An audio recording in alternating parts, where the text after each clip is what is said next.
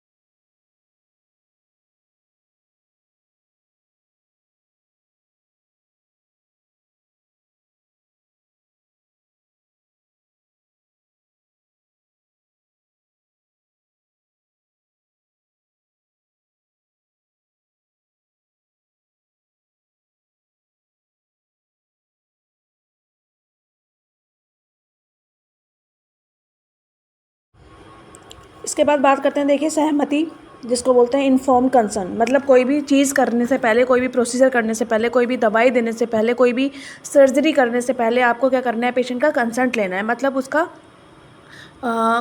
उसको इन्फॉर्म करना है और उससे उसका कंसर्ट लेना है, उससे पूछना है कि क्या आप ये काम कर सकते हो या उसके साथ या नहीं कर सकते हो। तो किसी भी जांच या इलाज से पहले व्यक्ति की सहमति ले। बिना उसकी सहमति के आप उसको टच नहीं कर सकते हैं, आप उसको टच भी नहीं कर सकते बिना उसकी सहमति के। उसे पूरी जानकारी दें, जो भी प्रोसीजर आप उसके लिए करने जा रहे हैं, जो भी निर्णय आप लेने जा रहे हैं, जो भी आप उसको दवाई देने जा रहे हैं, उसके बारे में उसको इन्फॉर्म करें। उसके साइड इफ़ेक्ट के बारे में बताएं, उसके बेनिफिट के बारे में बताएं, उसको कब तक लेना है इसके बारे में बताएं, कब तक उसको आराम होने की संभावना है, ये सारी चीज़ें पहले आपको पेशेंट को बतानी है। इसके बाद देखिए रिस्पॉन्सिबिलिटी, जिसको हम जिम्मेदारी बोलते हैं। तो समुदाय की भलाई के लिए काम करना है आपको, ये आपका होना चाहिए कि भी समुदाय की भलाई आप कर सकें, इसके बारे में काम करना है। केवल सेवा देना ही नहीं बल्कि जागरूकता और शिक्षा देना भी आपका ही काम है। भाई आपने सेवा दे दी, आपने मेडिसिन दे दी, उसको 2 दिन बाद फिर से बुखार आ गया, तो आप उसको ये भी समझाएंगे कि भैया इस मेडिसिन तो हम आपको दे रहे हैं, लेकिन आपको इसके साथ में प्रॉपर आराम भी करना है, आपको इन्फेक्शन से बचने के लिए साफ़ सफाई भी रखनी है, आपको हेल्दी खाना भी खाना है, आगे आपको फीवर ना हो इसके लिए आपको आपके आसपास सफाई भी रखनी है। इस तरीके की भी आपको उसको सलाह देनी है, ये भी आपकी रिस्पॉन्सिबिलिटीज़ में ही आता है।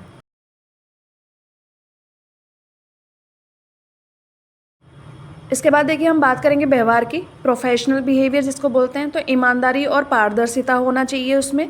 ईमानदारी और पारदर्शिता का मतलब है सही जानकारी देना है आपको। ऐसा नहीं है कि आप झूठ बोल के अपनी दवाई का प्रचार करें या अपनी दवाई को बेचें, ऐसा नहीं होना चाहिए। जो सही जानकारी है उसके बारे में ही आपको उसको बताना है।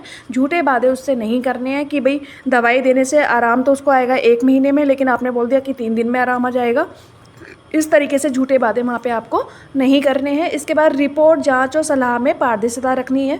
ऐसा नहीं है कि आपने गलत रिपोर्ट बता दी, आपके रिपोर्ट में कुछ और लिखा हुआ था, पेशेंट को बुरा ना लग जाए इसके लिए आपने उसको बताने के टाइम पे कोई दूसरा उसका परफॉर्मा तैयार कर दिया। तो इस तरीके से आपको वहाँ पे नहीं करना है। जैसा रिपोर्ट में दिया हुआ है उसी तरीके का परफॉर्मा आपको पेशेंट को बताना है। इसके बाद देखिए सहयोग एंड सामूहिक भावना, ये आपको पेशेंट के साथ में रखनी है। समुदाय के लोगों से सहयोगात्मक संबंध आपको बनाना है।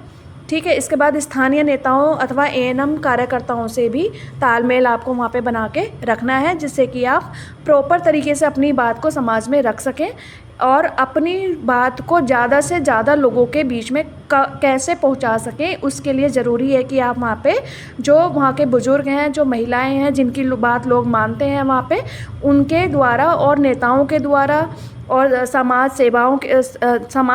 सेवक जो होते हैं उनके द्वारा अपनी बात को जनता तक आसानी से पहुंचा सकें, ऐसा आपको वहाँ पे क्रिएट करना है। अब देखिए निरंतर सीखना और सुधारना, नई स्वास्थ्य नीतियाँ दिशा निर्देश का पालन करना, स्वयं को अत्यंत अघंत रखना, ये सब भी क्या है इसमें निरंतर सीखने के जो है वो तरीके हैं। भाई नई स्वास्थ्य नीतियाँ जो भी आ रही हैं उनको आप एलिबोरेट करिए कम्युनिटी में, उनको आप समझाइए, नीतियाँ बताइए, दिशा निर्देश बताइए कैसे कैसे वो उसका लाभ उठा सकते हैं।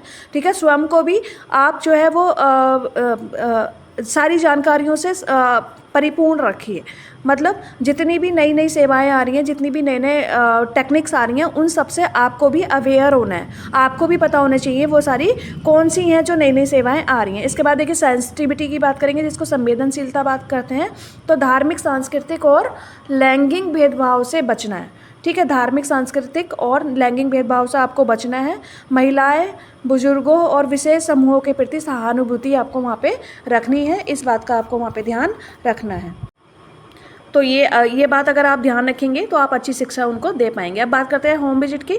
तो गृह भ्रमण, गृह भ्रमण मतलब घर घर जाके जानकारी देना, उसको होम विजिट कहते हैं, या जानकारी लेना उसको होम विजिट कहते हैं, जो एक आशा और आंगनवाड़ी के द्वारा और एएनएम के द्वारा कराई जाती है और समाज सेवक के द्वारा भी कराई जा सकती है। एक महत्वपूर्ण सामुदायिक स्वास्थ्य सेवा है जिसका उद्देश्य घर घर जाकर लोगों को स्वास्थ्य सेवा, सलाह व सहायता देना होता है, उसी को हम होम विजिट कहते हैं। इसमें क्या होता है कि आपकी जो आशाएँ हैं वो गर्भवती महिलाओं को उनके स्वास्थ्य के बारे में, उनको कैसे उसका रखरखाव करना है, कहाँ पे उनको लेकर जाना है चेकअप के लिए, कब कब वो चेकअप करवा सकती हैं, कैसे उनको दूध पिलाना है बच्चों को, कैसे वो प्रिपेरियम पीरियड में अपनी हेल्थ को देखभाल करेंगी, कहाँ जाके वो सेवा ले सकती हैं, इन सब के बारे में आपको घर घर जाके आशाओं की हेल्प से और आंगनवाड़ी की हेल्प से आप जनता को अवेयर कर सकते हैं। और जो सेवाएँ गवर्नमेंट उनको प्रोवाइड करा रही है और उनको उसकी नॉलेज नहीं है, उसके बारे में भी आप उसको बता सकते हैं। नियोजन गृह भ्रमण क्या होता है? देखिए प्लान होम विजिट जिसको हम बोलते हैं, तो पहले से तय तिथि, समय और उद्देश्य के अनुसार किया गया भ्रमण आपका प्लान होम विजिट कहलाता है या नियोजित गृह भ्रमण कहलाता है। मतलब आपको तय करना है कि मेरे को अप्रैल में 10 तारीख को इस वाले घर में विजिट करना है, क्योंकि इसमें डिलीवरी होने वाली है, इसलिए आप जो है वो ये विजिट कर सकते हैं। जैसे गर्भवती महिलाएं की जांच, नवजात की देखभाल, टीकाकरण, पोषण सलाह आदि जो है ये इसमें आपको देखना है। ठीक। इसके बाद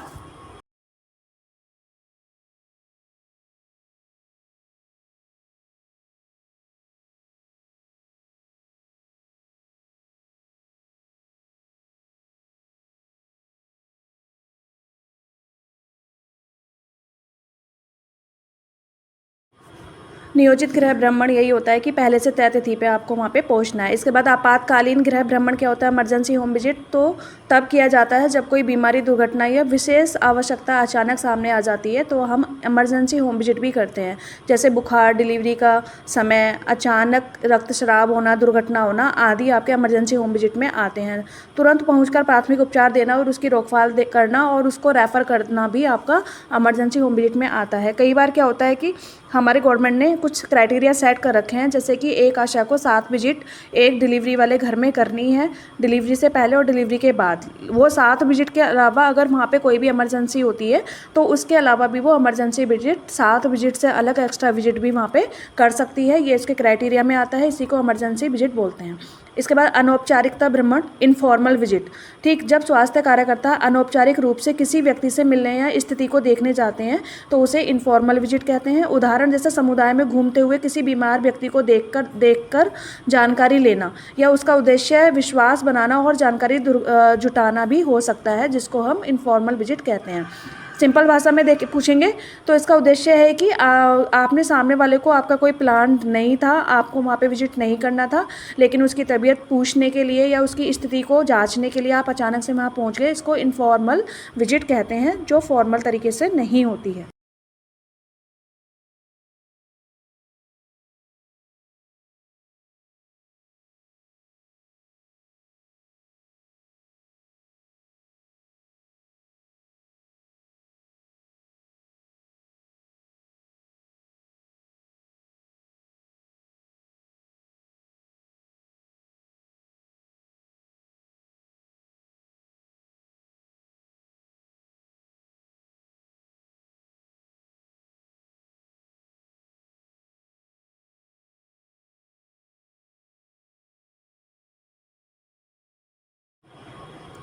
इसके बाद देखिए बात करेंगे हम सामुदायिक स्वास्थ्य प्रथाएं लोगों को स्वास्थ्य सेवाओं का से जोड़ती हैं, जागरूकता बढ़ाती हैं और स्वास्थ्य समस्याओं की रोकथाम में महत्वपूर्ण भूमिका निभाती हैं। ये प्रथाएं न केवल बीमारी के इलाज तक सीमित रहती हैं, बल्कि पोषण, स्वच्छता, टीकाकरण, मातृ एवं शिशु स्वास्थ्य, परिवार नियोजन और स्वास्थ्य शिक्षा को भी शामिल करती हैं। इस प्रथा के माध्यम से स्वास्थ्य सेवा प्रदाता और समुदाय के लोग मिलकर एक ऐसा इन्वायरमेंट बनाते हैं जो सभी के लिए सुलभ, समान और सभी के लिए अच्छी सेवाओं का क्रिएशन करता है। इसके बाद इससे बनाने का उद्देश्य केवल व्यक्तिगत जानकारी देना नहीं है, बल्कि समुदाय में स्वास्थ्य सुविधाएं और रोकथाम को किस तरीके से प्राथमिकता दे सकते हैं उसके बारे में चर्चा करना भी है। इसका मतलब है कि आप किस तरीके से अपने समुदाय को पूरी तरीके से स्वास्थ्य कर सकते हैं, कैसे उनको इन्फॉर्मेशन दे सकते हैं स्वास्थ्य के बारे में, किस तरीके से उनको ये बता सकते हैं कि सेवाएं कहाँ कहाँ से ले सकते हैं, किस तरीके से उनका फॉलोअप कर सकते हैं। मतलब आपने कोई मेडिसिन दी है तो किस तरीके से उसको पता कर सकते हैं कि मेडिसिन का असर हो रहा है या नहीं हो रहा, और किसी के घर पे इमरजेंसी विजिट कैसे कर सकते हैं, आप होम विजिट करने जा रहे हैं तो उसको प्लान कैसे कर सकते हैं, इन सब के बारे में जानकारी देना है। और इसमें आपको कम्युनिटी को भी इन्वॉल्व करना है, ये आपको मेन पता होना चाहिए, जिससे कि आप प्रॉपर अपनी इन्फॉर्मेशन कम्युनिटी तक पहुंचा सकें। उसमें आप नेताओं को इन्वॉल्व कर सकते हैं, जो विलेजेस के जो बूढ़े लोग हैं उनको इन्वॉल्व कर सकते हैं, समाज सेविकाएँ जो होती हैं उनको इन्वॉल्व कर सकते हैं। इसके साथ आप एएनएम को इन्वॉल्व कर सकते हैं, आंगनवाड़ी को इन्वॉल्व कर सकते हैं। इसके बाद आप वहाँ पे आशाओं को इन्वॉल्व कर सकते हैं और अपनी इन्फॉर्मेशन प्रॉपर तरीके से कम्युनिटी में स्प्रेड कर सकते हैं। और जिन लोगों को नहीं पता है गवर्नमेंट की सेवाओं के बारे में, उनको प्रॉपर तरीके से वहाँ पर उनको अवेयर कर सकते हैं। Thank you so much.